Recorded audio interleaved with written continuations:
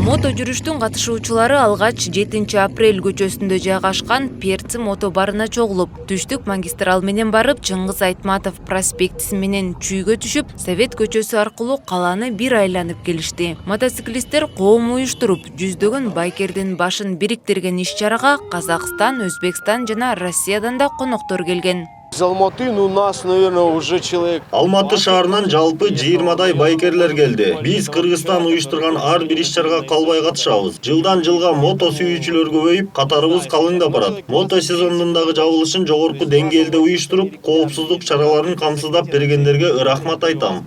Жыл өткөн сайын эки дөңгөлөк тууна сүйүүчүлөрү арбып барат. 2014-жылы негизделген мотоциклисттер коому коопсуздукту камсыздап, түрдүү иш-чараларды уюштуруу менен бул түрдү жайылтуу аракетин көрүп келет. Жалаң эле биздин Бишкек эмес, Кыргызстан эмес, Орто Азия боюнча көп ушундай эмелерди кылабыз да, жакшы нерселерди. Орто Азиянын ассоциациясына 4 мамлекет кирет. Бул Тажикстан, Кыргызстан, Өзбекстан, Казакстан. Ошол байкерлердин арасында биз ушу биригишип, аябай көп жакшы жардамдарды кылабыз, ушундай көп нерселерди кылабыз да.